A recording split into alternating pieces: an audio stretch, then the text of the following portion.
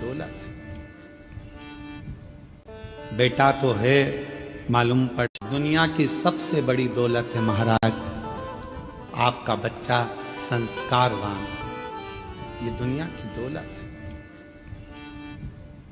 बेटा तो है मालूम पड़े वो अपशब्द कहे तो बेटा किसका।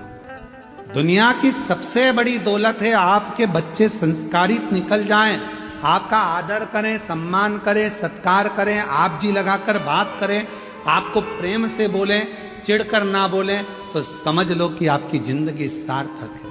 नहीं तो हमने कई घरों में देखा है, हम कई घरों में गए हैं, हमने देखा कि बड़े बड़े अधिकारी जिनके पीछे 8-10 कर्मचारी लगे रहते हैं, सर जी सर जी सर जी करते हैं, और घर पर जब वो अधिकारी पहुंचता है तो उनकी औलादी उनसे तमीज से बात नहीं करती।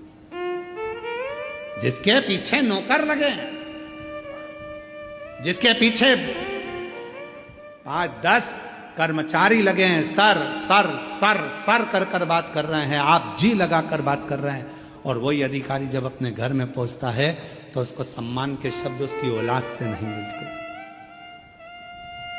औलाद से तो किस काम का तुम्हारा कमाना और किस काम का तुम्हारा अधिकारी बनना। बच्चों को सबसे जरूरी है संस्कार देना। आज के जमाने में बहुत सी चीजें ऐसी हैं जो जिंदगी में बहुत ध्यान देने वाली बात है। बेटा बेटी में अच्छे संस्कार हो, बच्चों का अच्छी जगह विवाह हो।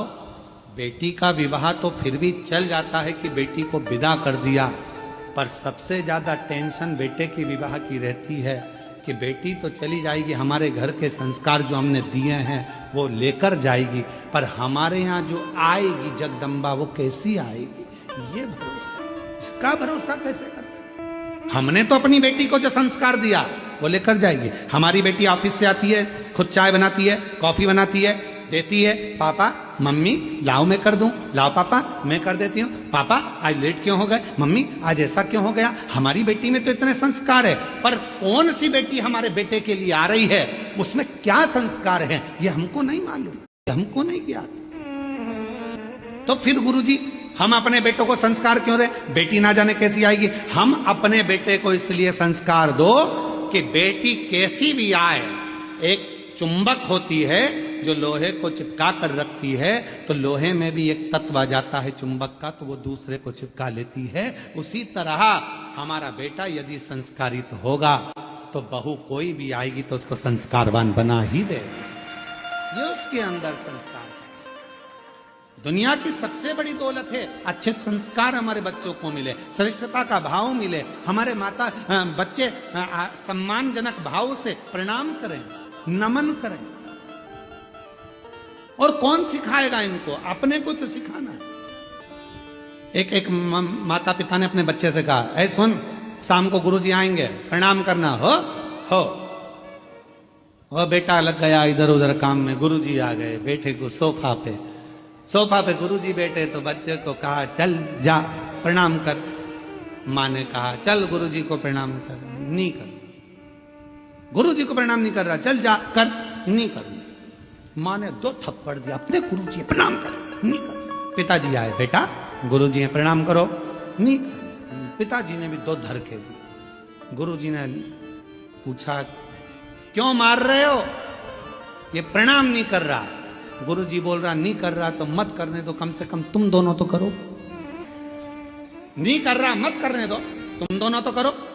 जैसे ही उस बच्चे के माता पिता ने झुककर प्रणाम करा, इतनी देर में बच्चे ने साष्टांग दंडवत कर दिया, दंडवत। हम सुधरेंगे, युग सुधरेगा, हम बदलेंगे। कब बदलेगा, बोलो बोलो बोलो, जब हम बदलेंगे। तो तुम कब बदलोगे, पक्का।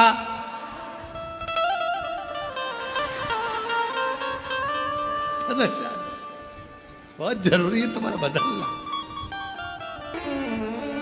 भाई, अपना बदलना बहुत जरूरी है महाराज।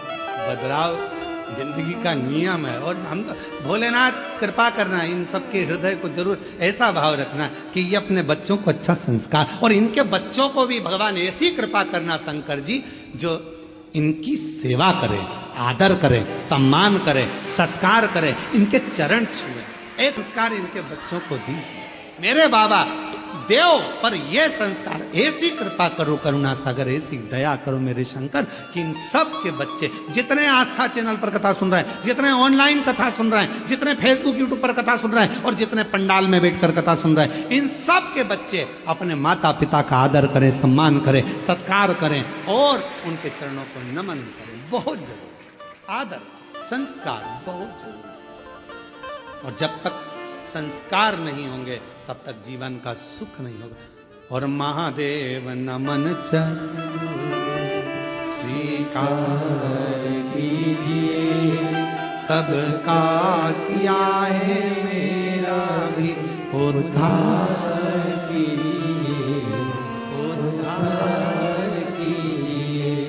है त्रिपुंडधारी, है त्रिशूलधारी, है त्रिपुंडधारी, है त्रिशूलधारी। कोई हमारा पूर्व का सुख होता है जिसके कारण हमको पवित्र भाव उत्पन्न होता है, कोई पूर्व का नहीं, कोई पूर्व का सुख। लोग कहते हैं कि बच्चों की संगत बुरी है, संगत बुरी है। हम कहते हैं नहीं नहीं, आपके घर के संस्कार अच्छे होंगे तो संगत किसी काम की नहीं है। विभीषण कहाँ रहता था?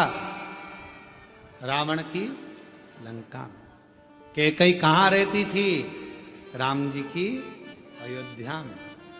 बोलो, कैकई को संगत अगर लगी होती तो कैकई ना सुधरी होती, विभीषण को संगत लगी होती तो विभीषण ना बिगड़ा होता। संगत नहीं, संस्कार मूल है।